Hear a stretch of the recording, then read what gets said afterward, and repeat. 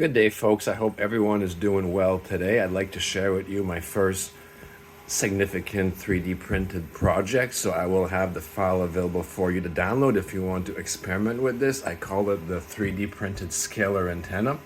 So as you can see, it's basically a self-canceling winding.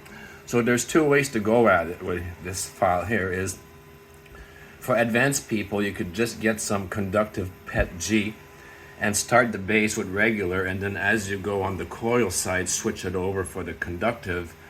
I've got some of that on order, but it takes a while and it's hard to find, so I can give you a link as well for those suppliers. So once it's 3D printed, this is what you get here, a nice scalar coil. So I took some special attention on making sure this is compatible with low impedance. So the coil measures around 2 ohms, which is perfect. So if you've got a dual set of these, you can feed it with any cheap audio amp, such as this here, right from the back here, and go into basically the 4 ohm output, which can feed any frequency of choice. There's programs, there's generators. This is Bluetooth, so you can connect your phone to it and use a frequency generator, set the duty cycle, the kind of wave, and experiment with all kinds of scalar-like effects, your inputs being here. So those who want to keep it simple, who don't want to or know how to print with conductive PETG, you can use this quick, which I did right now because mine is on order, so to get going right away. Conductive paint. So you just carefully paint the layer with the conductive paint, and I'll show you what you end up getting here. In impedance, we measure it right here. We get nearly a perfect 2 ohms scalar coil. So that's why I said 2 of these to get your 4 ohms. So I'll let you folks decide what you want to do specifically with the scalar waves. There's a lot of possibilities here, so a lot of people experiment with this. So I thought this would be a great contribution to start. So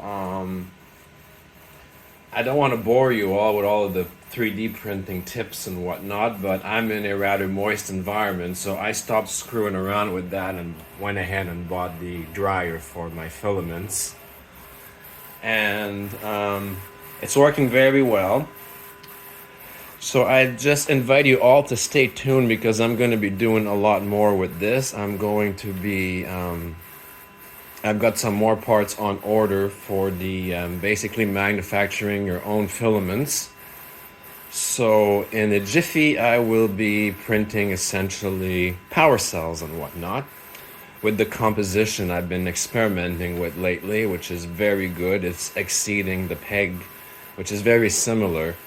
So I will be experimenting with those compositions and making my own filaments and 3D printing some interesting Zamboni-like piles here. So basically 3D printing John Hutchinson's power cells is what I'm getting at. So I already got the barium titanate powder for it and various compositions I'm going to put in there. So if it works well, who knows? I might be able to sell some of those filaments to you folks if you want to experiment with that. We'll see how it goes, one step at a time. So I'm doing very well in the last week or so, from zero knowledge in 3D printing to knowing how it all works, perfectly calibrated, and we're basically 3D printing meta materials and anti-radar stuff. More on that later.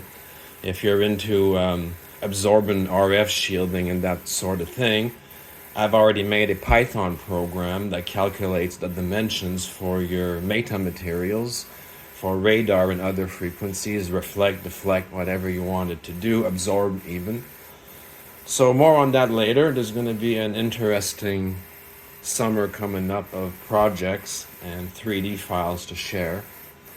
So again, just a progress on things and some hints with the scalar coil, self-canceling winding. Acts as a great antenna as well, by the way. So again, hope you enjoy and do whatever you want with the model. It's a good starting point for some exciting experiments, and until next time.